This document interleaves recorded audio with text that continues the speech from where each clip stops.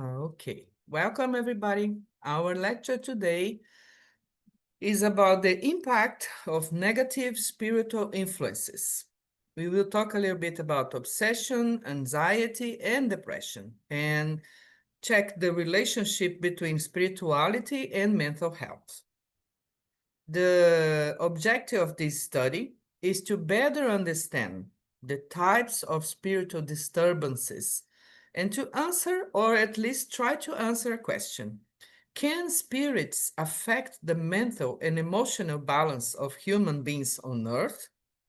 Let's see what Kardec and the other spiritual authors have to tell us. The topics we will try to cover today will be understanding the law of cause and effect, or the law of karma, old patterns and challenges, what is obsession and why does it happen, understanding negative spiritual influences, anxiety from a spiritual perspective, depression and spiritual influences, and protection and prevention strategies.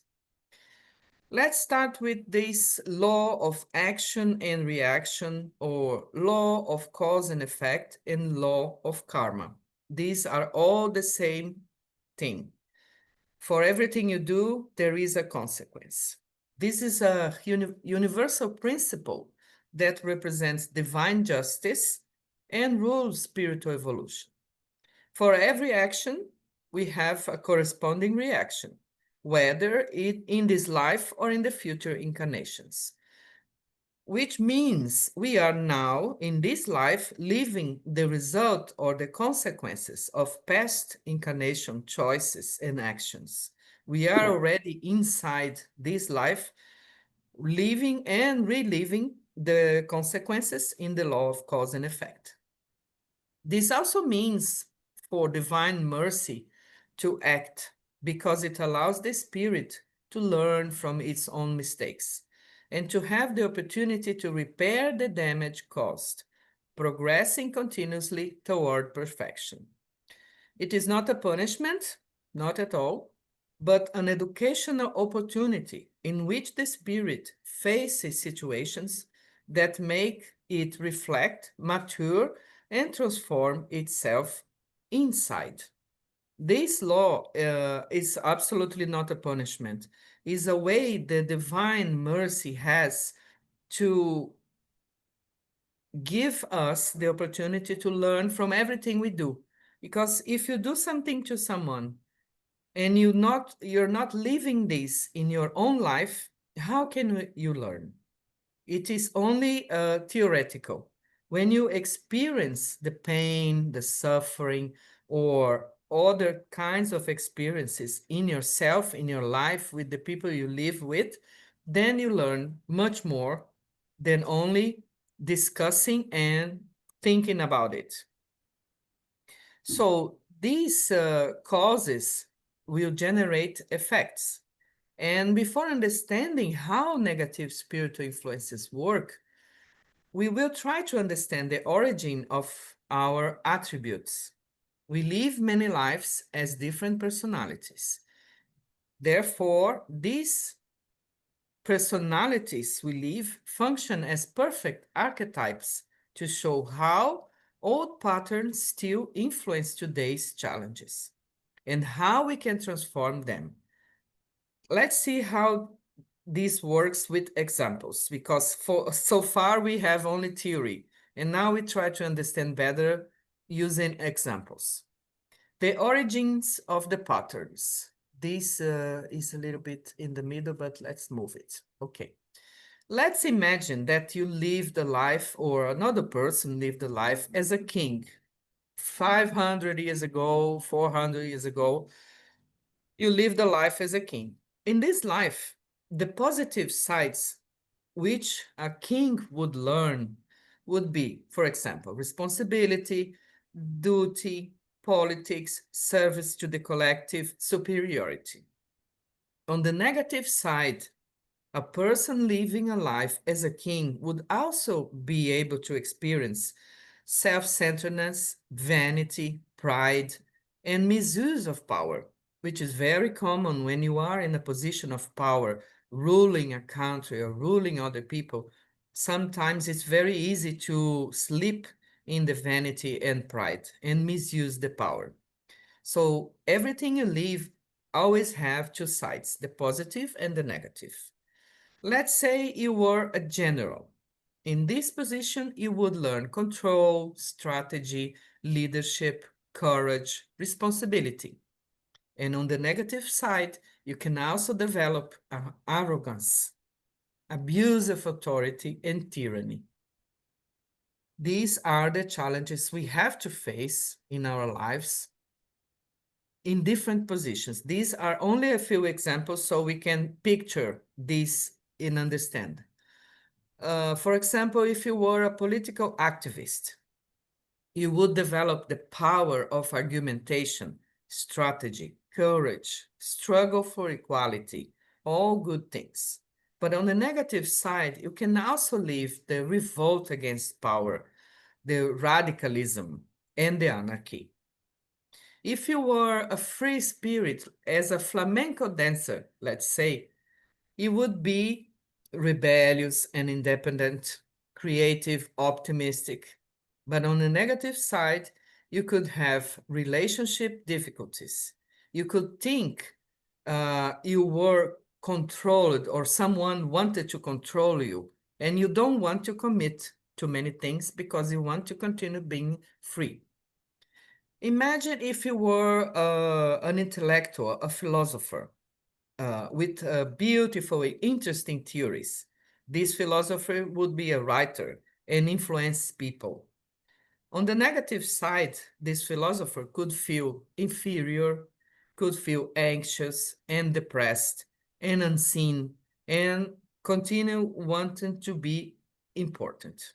This can be in the past life or in this life.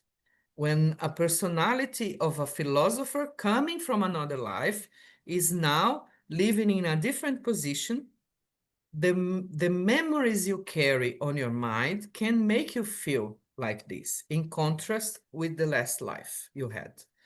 Imagine a woman that was a nurse. She was representing the sensitiveness in the midst of war, serving and caring and giving her life for others, and she was the head of nurses. On the negative side, in this life, for example, she is no longer a nurse. She's another simple person, a common person, but she's still a person that is too controlling, too demanding, that resents for not being in charge, that is still authoritarian, and still absorbs others' problems. This is inside the parts we have to learn.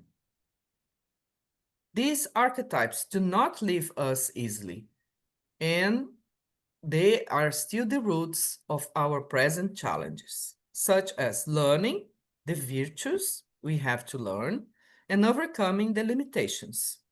Because this king in this life might be born in Africa, for example, with a lot of limitations, poverty, lack of conditions to live. So this king personality inside an actual person now will develop anxiety because it has conflicts between unconscious memories and the reality.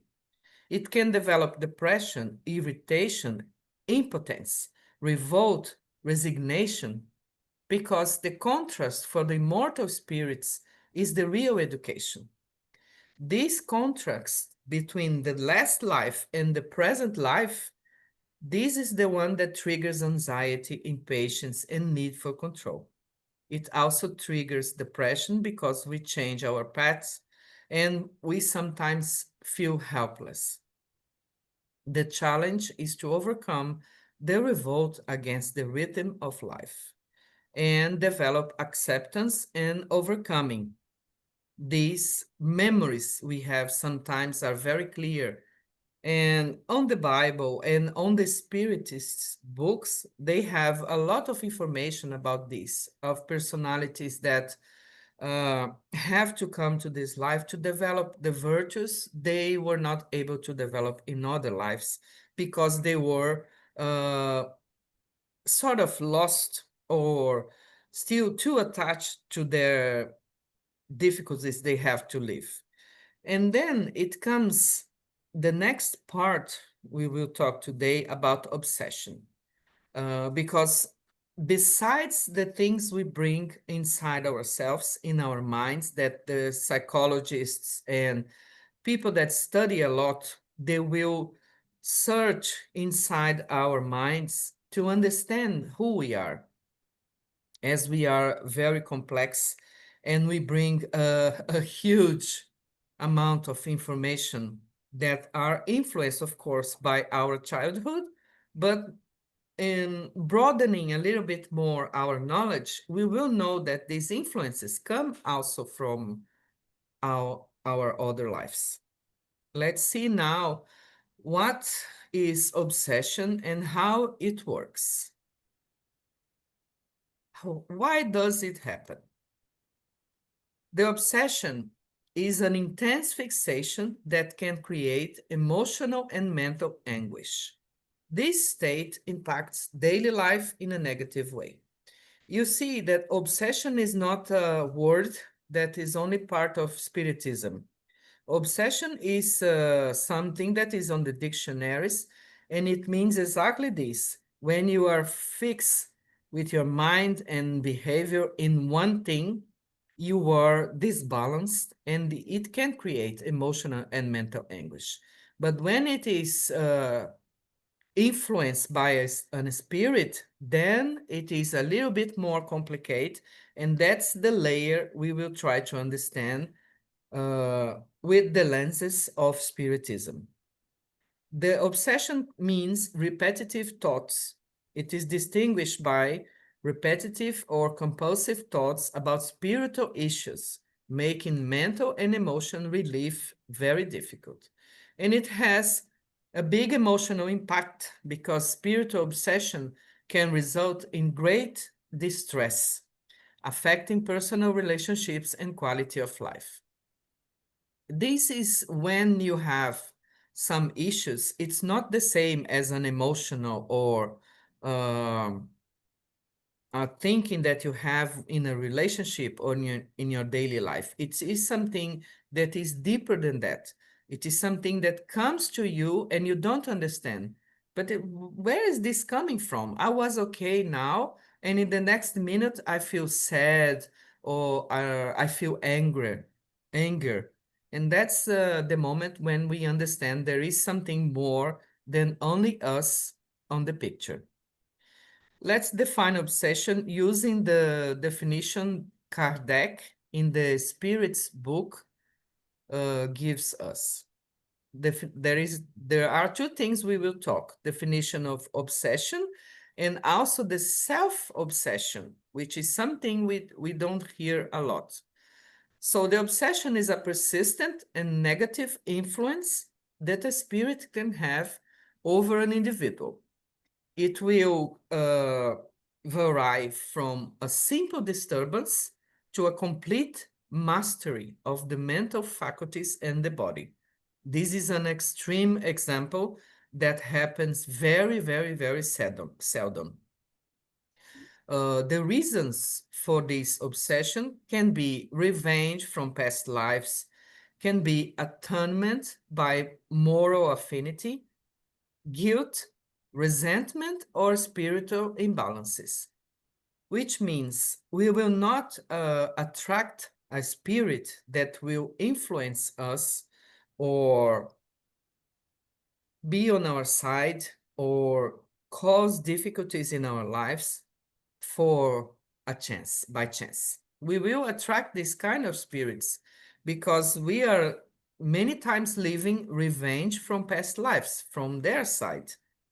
They remember that they lived with us. We don't remember because we are here in the physical body and we lose the memory. But the spirits, they remember everything. And for example, imagine if you lived a life in the Inquisition when the Catholic Church was persecuting a lot of Jewish or gypsies or any people that were different Even people they consider witches because they were doing something different from what they know. So these spirits will remember what we are. They will remember what we did, even if we don't remember them.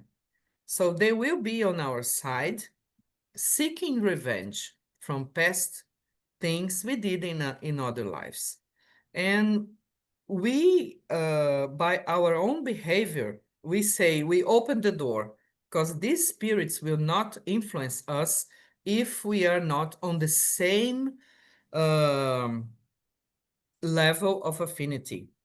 We have to have, I forgot the word in Portuguese and in English, but I will remember soon. We have syntony. We have to be in the same frequency, in the same syntony. This is the attunement that we have to live.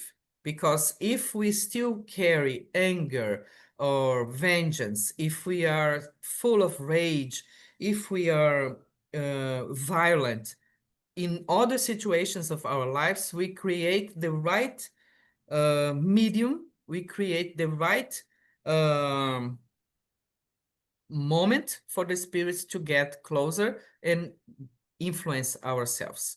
If we feel guilt, if we are resenting the life we live, or we are not in accordance with the things we have to experience, we also create imbalances. So these are the reasons that attract obsessors to our lives.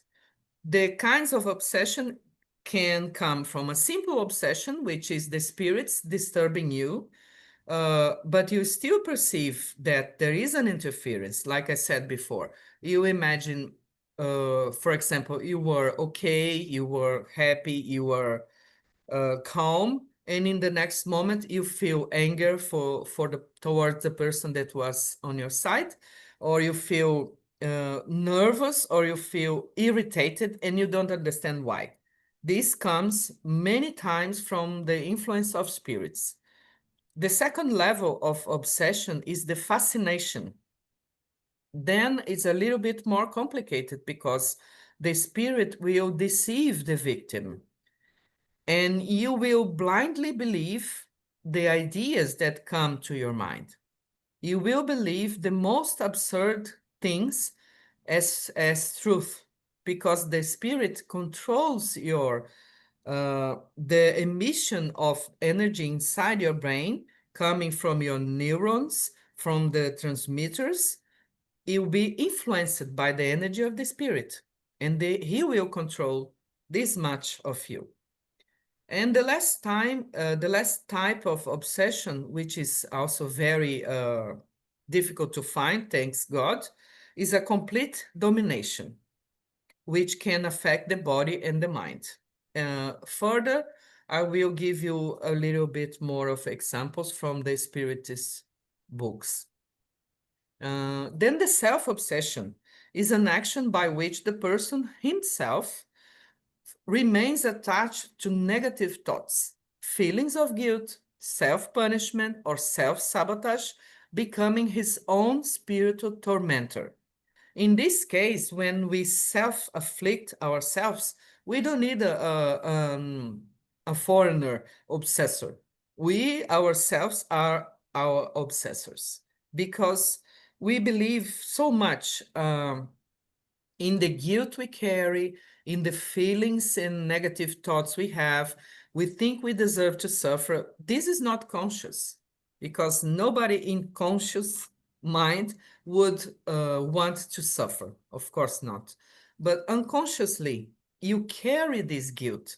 And it is like you have a shelf full of small drawers. And each one of these drawers will have one of your personalities from the past. And from time to time, you open this or that drawer, and these memories from the past comes to you unconsciously, and you feel so bad that you carry this negativity. You look to the things always with the worst of the eyes. You will always think that everything will be bad, nothing will succeed, or oh, you don't deserve to be happy because you must be a bad person for some reason, and sometimes in our lives, we have this self-obsession. The secret is not letting these taking over ourselves by learning how to pray and connect to the good. Then in the self-obsession, there is not necessarily the influence of external obsessive spirits. The individual repeats toxic mental patterns. And the traits are excessive culpability, resentment against yourself, obsessive and self-destructive thoughts, and difficulty in forgiving yourself, rejection of spiritual and psychological help. This is the worst part, because when you know you are not okay, when you know you are feeling guilt, or things are not progressing in your life the way you expected, but you still don't accept help, or you still doubt that you had this problem and you have to seek for psychological support, then it's even worse and much more difficult, because you will be trapped in a repetitive cycle, and it will be really hard to overcome. Like I was saying before, the levels of obsession, the simple obsession is in the spirits books.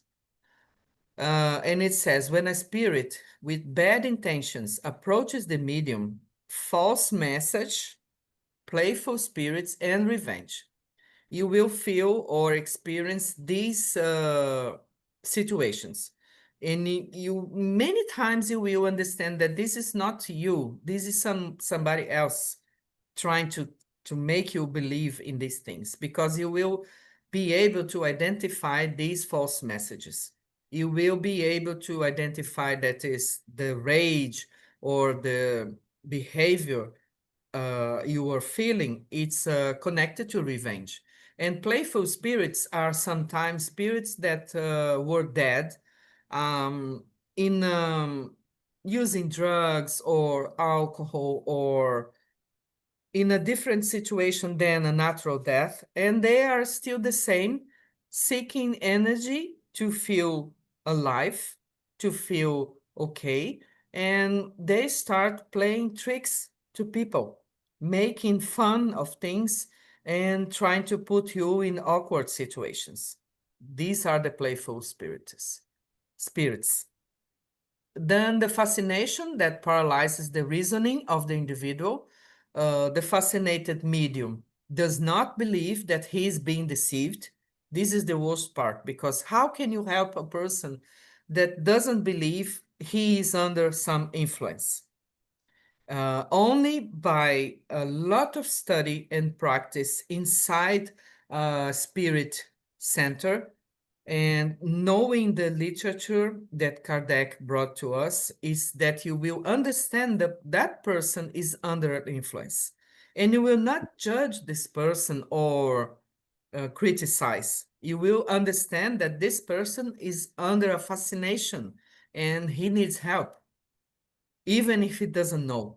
So the person does not understand the absurdity of what he writes, says, or does, even when this is evident to everyone. This is the most uh, clear characteristic of this problem, because everybody else around him can see that this is ridiculous. This person is doing this or writing that, and the person really truly believes that that is true.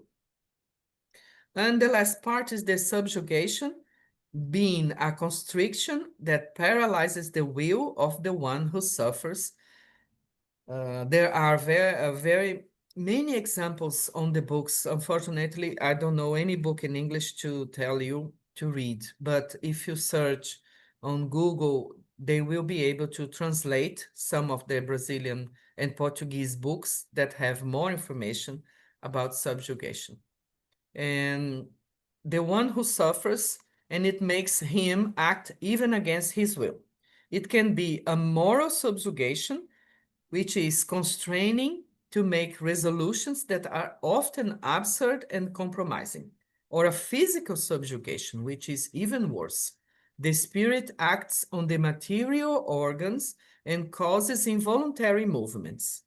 For example, the person starts writing with a finger on the walls, like he had a pen, or behaving in public in an embarrassing way, or talking to strangers, for example.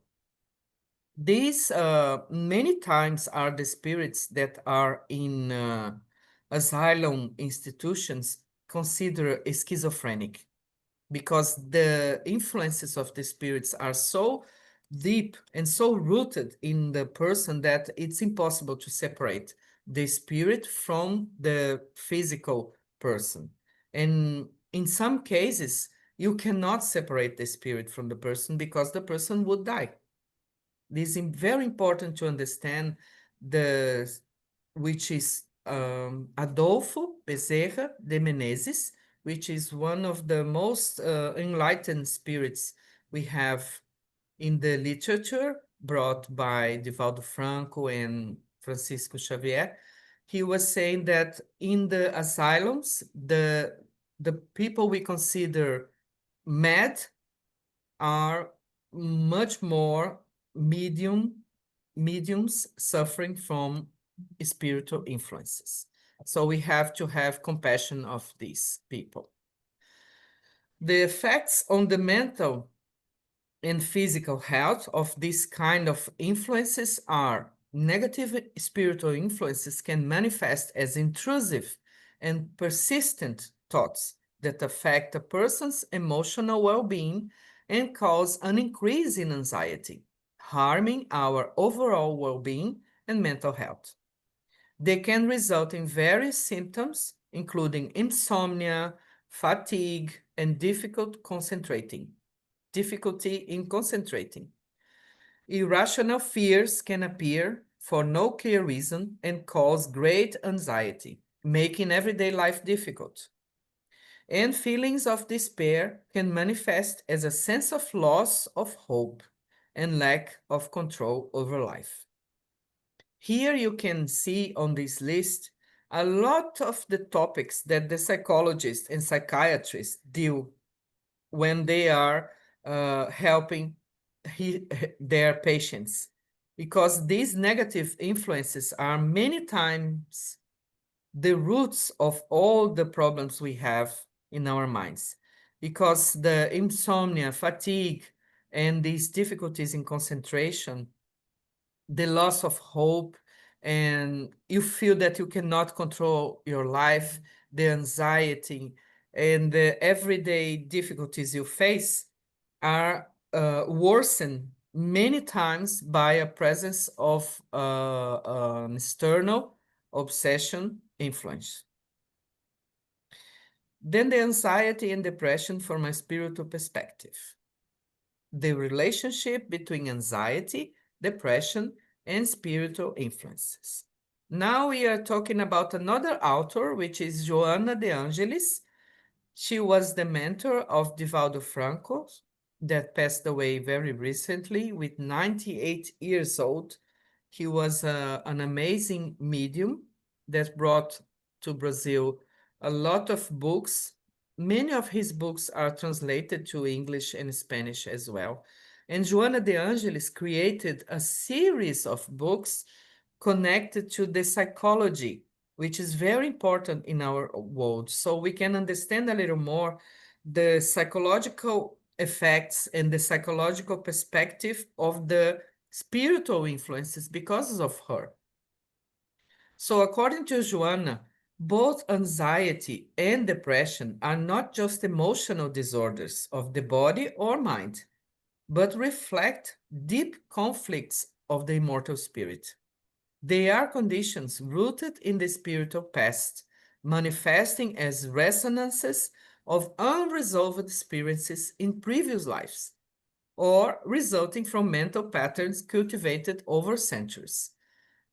Here, we will see the anxiety and the spiritual influences will be responsible for many things we live in our daily lives. André Luiz, which is another spirit who wrote many books, uh, connected to the life in the spiritual realm. And also, he brought a lot of information about the medicine and about the influences that spirits have in our lives. He says that many cases of obsession are aggravated or even caused by internal tendencies of the obsessed person himself. This is connected to the self obsession we talked before. Anxiety can be a response to negative spiritual influences, reflecting a state of fear and uncertainty. Then the cycle of fear and uncertainty can perpetuate feelings of insecurity, making it difficult to find inner peace and mental clarity. As you can see, it is really a repetitive cycle because you feel the fear and uncertainty, then you feel insecurity. And because you feel insecurity, then you open your mind to bad influences. And you, without thinking about it, without purpose, you start getting influences from obsessors, even if you are in a place that is not very well connected to good energies, it's possible to get the influences of the places as well. Here we bring a little bit of Jesus' words when he said about anxious are those who do not trust in divine providence, and also those who do not trust themselves. Here is a passage of Jesus in the Gospel of Matthew. He says, therefore, I say to you, do not be anxious about your life, what you will eat or drink, nor by your body as to what you shall wear. Is not life more than food, and the body more than clothing? Behold the birds of the air. They do not sow nor reap, nor gather in barns, and your heavenly Father feeds them. Are you not worth much more than they? These are the simple words that are perpetuated in the Bible, and they crossed 2,000 years to tell us that Jesus invites total trust in the divine plan, warning that anxiety is a sign that the heart is focused on fear of scarcity rather than in faith. The divine providence takes care of everything, and when we trust in it, the heart rests. You can see that Jesus is not saying, don't work, just go on holidays, just stay in your house and do nothing. That's not what he's saying. He's inviting us to think differently, to not focus our mind in the fear or not having something. You might think of not having money, not having health, not have a good relationship, not having friends, whatever you think you are not having. You may focus on these and you will always be feeling that you don't have enough.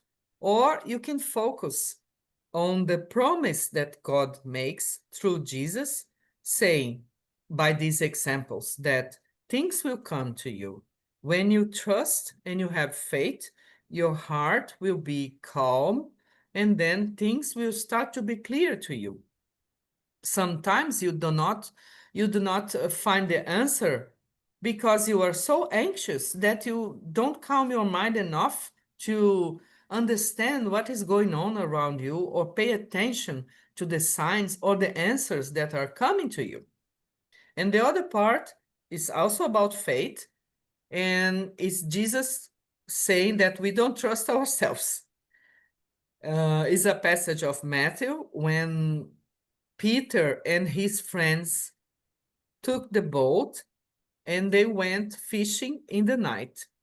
And it was very difficult this fishing time. They were not catching any fish that night. And then suddenly they see Jesus coming, walking on top of the waters. And Peter, which was very curious, immediately says, Lord, is that you? If it be you, command me to come to you over the water. And then Jesus says, come, Peter. And he begins to walk. But when he feels the wind on his face, he fears immediately, as what he was doing was impossible. And immediately he starts to sink. And Jesus gives him his hand to help him going back to the boat. And Jesus says, why did you doubt, you who had so little faith? In this passage, Jesus encourages active faith, self-confidence enlightened by faith, and the overcoming of fear through action. Here, Jesus teaches us that doubt and fear sabotage our fulfillment and also our achievements. Anxiety arises when the individual does not believe in his own ability, even in the face of a divine call. Peter doubts himself, not Jesus, and then he sinks. This is the way things happen in our life. When we start doubting everything around us, it doesn't matter if we have a religion or no religion, we will start criticizing and doubting so many things that we simply uh, become like a desert land where anything can grow or nothing can grow. Sorry. Here is a spiritual view of anxiety. It seems as a state of constant expectation about the future, marked by fear, insecurity, and the need for control. Joanna again indicates that the anxious spirit usually was marked by traumatic losses, existential insecurity, or abuses of power in previous incarnations, and also brings an unconscious memory of instability. Therefore, this spirit seeks absolute control as a form of defense. When you see a person that is very anxious, you will see that this person many times will try to control everything around her. Will try to control the time and how things are done and how others around her behave. This is a way of masking the insecurity that we bring inside ourselves. And this is also a mark that we are anxious people, because we might be remembering, or we experience it, traumatic losses in past lives, abuses of power or other positions that we had that made our life unbalanced somehow. And therefore, we try to control things to make our life better. And when we are not able to control, we feel completely lost because we don't understand how we can do something that cannot be predicted. Then I think this sentence summarizes everything. Anxiety is the pain of the soul that fears the future, for not trusting the present and not having elaborated the past, which means we are insecure about how our future will be because we cannot control the future. And then we fear that we will be lost and everything bad might happen because we cannot control it, because we, in fact, are not trusting what we are living now in the present. And because we carry a huge burden from the past, we carry memories um, unsolved. We carry memories that we don't know exactly which life it began or which life this is connected to, but we carry memories of loss and suffering. And then because we don't understand the past by studying and having a broader perspective of things, we cannot trust the present that we are living exactly what we're supposed to live. It's like the previous passage when we talked about what Jesus said. It is not that everything is fixed. We have the free will, but of course, we have a plan in our life because we don't live alone. we live together in a community. The human being needs to be, is a social being. It needs to be connected to others. So your life will impact other lives as well. Not only your children, for example, or your parents, but also your friends, sometimes your neighbors, sometimes your work colleagues. So your life is connected in a huge net of influences. And because of that, you need to trust the present, and you cannot withdraw yourself and say, oh, I will not do anything anymore because I have to control things and I cannot control it. You will try to control, but life will repeatedly tell you you cannot control everything. You have to accept that some things will happen that go beyond your control, and it will come to you as the only alternative you have at that moment. Many times it happens. So you have to trust yourself. You have to trust that God has a plan to you. And I am saying God not in a religious way. I'm saying God as the force that brings together the whole universe. So if you trust that everything is written, everything happens for a reason and will lead you to your better achievements, then you will be much more calm and you will enjoy your life much more. I was just telling about the spiritual view of anxiety. Now we can bring a little bit of the differences between the clinical and the spiritual depression, because we are spirits, but we are living in a physical body. So we have clinical depression, recognized by the medical condition that requires professional intervention and may include medication and therapy. The spiritual depression is often treated through spiritual practices, connection with the spiritual community, and emotional support. The negative spiritual influences can profoundly affect emotional well being, leading to feelings of hopelessness and despair. And also, depression is a failure to face the trials we have chosen and need to evolve. It is like we are progressing in life, but we feel sometimes we have a wall in front of ourselves. This is depression. You feel that you will not be able to overcome that because you feel lost and powerless before some situations in life. Let's talk a little bit more about this on the next slides. This is the part of the material and physical depression. There are some factors that influences depression in our lives. The genetics, some studies indicates the existence of a genetic component which can represent up to 40% of the susceptibility to develop depression. So we have a genetic pattern that is almost half, 50%, almost 50%. So we can develop depression. But remember that we are spirits in a body. So what we have in our bodies, it was brought to this body by our spirits. We will not have the susceptibility to be depressed by chance.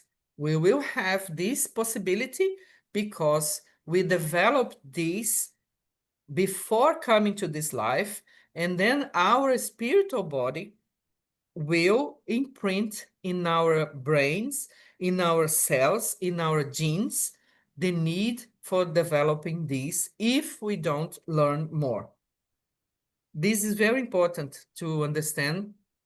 I hope we have another opportunity to talk about the perispirit, which is the astral body we have as spirits, and that this is the perispirit is the mold that creates our physical body.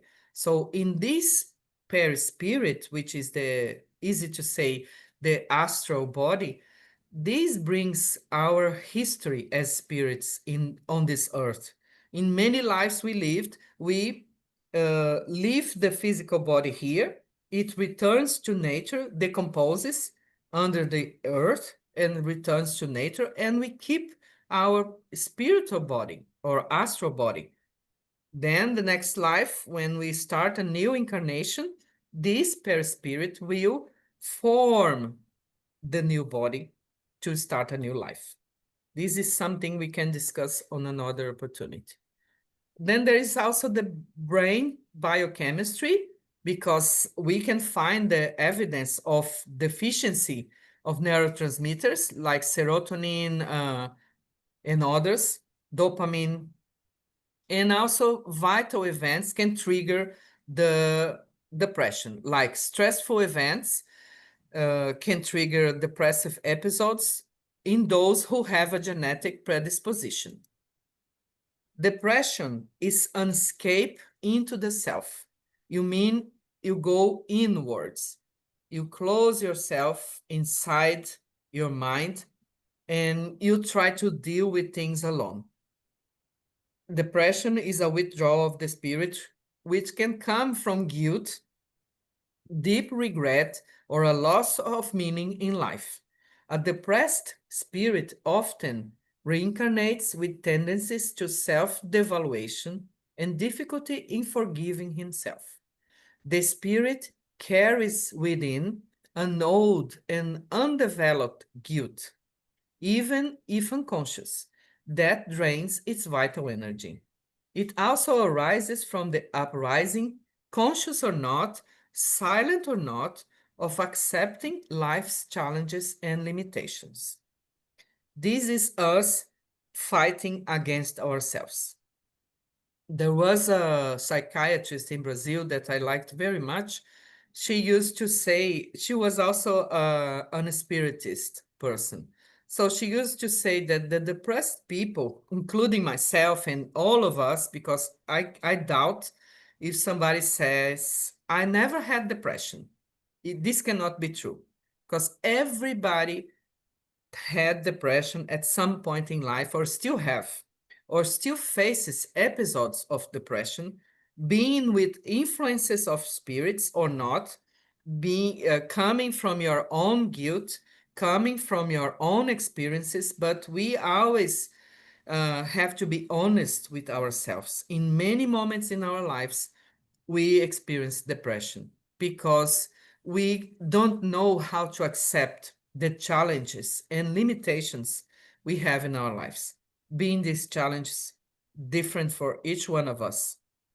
You can see that even children has depression. Why children would have depression if they barely started to live? This is because they are spirits that lived many, many, many different lives, and now they are starting to live again, but not all the time they are balanced. Many times they bring so strong memories about their past incarnations that they are still depressed in this own life. And unfortunately, the statistics show a lot of children committing suicide, which means these children um, don't have clarifying about what is going on, don't have support, don't have emotional education, which is lacking a lot in our world. We don't educate the emotions. We only talk about the basic things. You have to learn math, you have to learn how to read and write, you have to learn how to behave, you have to learn how to be polite. But they never teach us you have to learn to deal with your emotions. Sometimes you feel insecure, sometimes you feel guilty, sometimes you feel different from others, sometimes you cannot speak in public, whatever. But we have to learn how to deal with our emotions. And that's the worst part in living in a society that is so disconnected with emotional education as we have. So, depression in many situations is the affliction of the spirit that, in facing itself, can no longer escape the responsibility of growing and transforming itself. You have to grow, you have to transform, you have to evolve. And in certain moments, in certain lives, like sometimes in this life, we don't have the choice to escape. from our duties of evolving and learning and assuming the responsibility for what we did. So we have to grow no matter what. And that's why sometimes we feel desperate because we don't know how to face these challenges. And the psychiatrist I was saying, she used to say that the depressed person says, "Stop the world, I want to go out." And this is not possible. You cannot escape your responsibility. You have to move on. And if you don't pay attention, the effects on your mental and physical health will be huge. For example, the effects of anxiety will be trembling, breathing out of control, nervousness, feelings of helplessness, panic, sense of impending danger, palpitations, increased sweating, and the effects of depression can be frustration, sadness, feeling worthless, irritability, loss of interest in normal activities. The person don't want even to take a shower or to go out of home. Thoughts of suicide and death, and sleep or appetite disturbances. And when you have both anxiety and depression, this mix will cause other symptoms like restlessness, agitation, difficulty concentrating and making decisions, unexplained physical symptoms like headaches or stomach aches, for example, because you feel compressed in your stomach when you are full of fear. Then let's say a little bit about the protection and prevention strategies, because so far we only said about the bad side of things, the difficulties, and the things we have to overcome. How can we protect ourselves? There are multidisciplinary treatments like psychological therapy is key to addressing depression, offering emotional support and coping strategies. The medication use sometimes can be prescribed to help balance neurotransmitters and relieve the symptoms of depression. Because sometimes the symptoms of depressions are so overwhelming that you cannot cope with this alone. You need to have some help at the beginning. And of course, the spiritual practices that will help you a lot to go through the difficult times, such as meditation and prayer, can complement treatment by promoting emotional and spiritual well being. Here we see the approaches to therapeutic treatments and the spiritual practices. There is a cognitive behavioral therapy, which is very good to address the depression and anxiety and other disbalances we have in our brains. Seeking therapy can provide a safe space to explore emotions and challenges. Professionals help develop coping strategies. The cognitive behavioral therapy is an effective approach that helps modify negative thought patterns and harmful behaviors. Then the prayer and the spiritual connection, which is much more important in my point of view, because the prayer is a spiritual practice that can provide comfort, helping to connect with the divine and relieving anxiety. The spiritual support coming from spiritual communities can offer a sense of belonging and encouragement during the healing process. The prayer, which is many times under evaluated by people, is a moment where you connect to the divine through the silence, the calm, the breathing, and then you feel much more connected to everything else around you than you can imagine. And the big importance of study and know yourself. Knowing more about the topic of obsession helps us to see problems from another perspective. Getting to know ourselves better through a candid analysis of our inner problems, repetitive behaviors, ways of dealing with people, and problems helps us face the necessary difficulties and tests with more courage, strength, and humility. And the meditation is a meaningful practice that helps to strengthen our energy field and promote inner peace.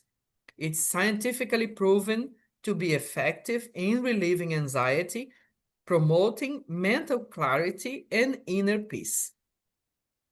Because the meditation, which we can consider a way of praying, is a moment where you calm yourself, you breathe deeply, you close your eyes or not, it doesn't matter. But when you close your eyes, you disconnect yourself from the influences around, which is very important many times. And when you calm yourself and take deep breaths, immediately you start feeling in a different way because your brain waves will also calm.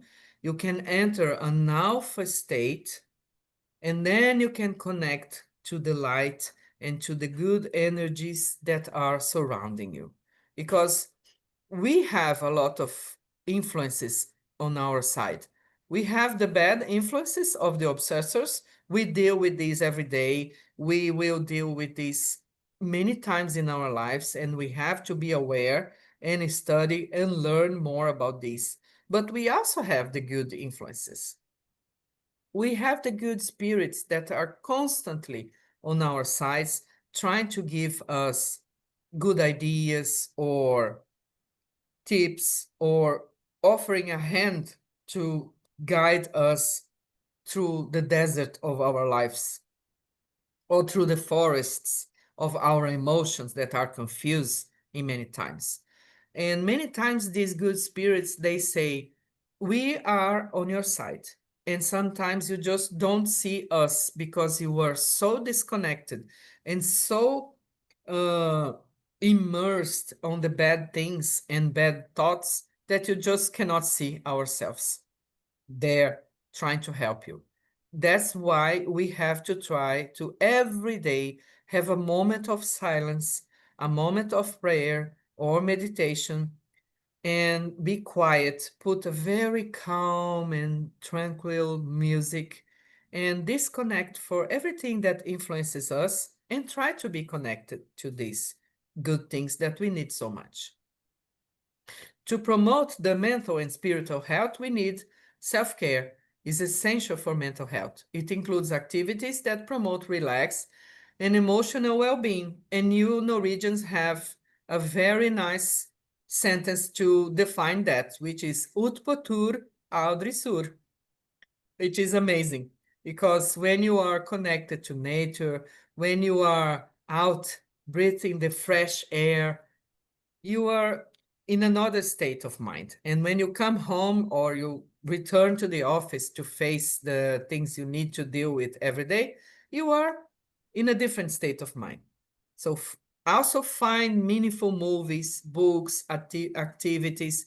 You can practice yoga, you can have art therapy, you can buy those little books to be colored, to paint.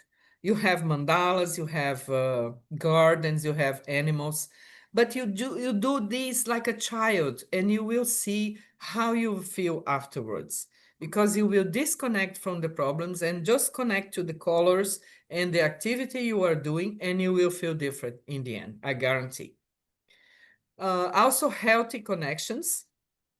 Maintaining healthy connections with friends and family is vital for well-being.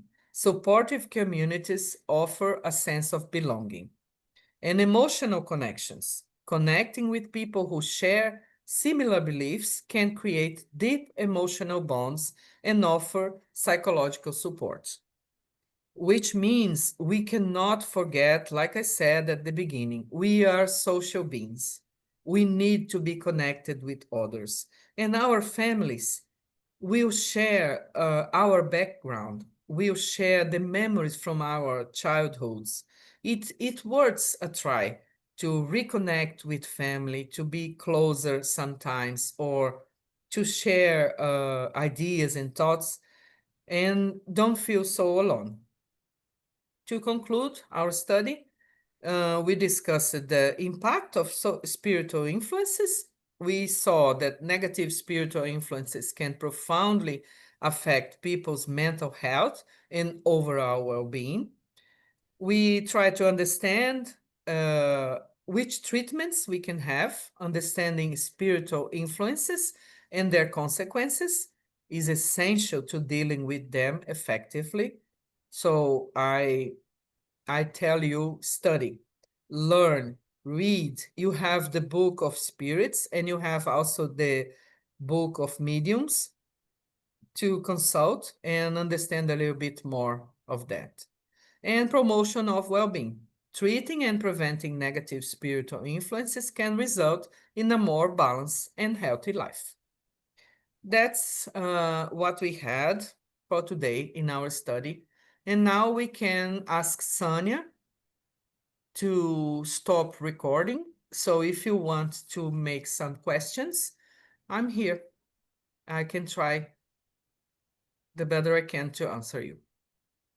Sânia, pode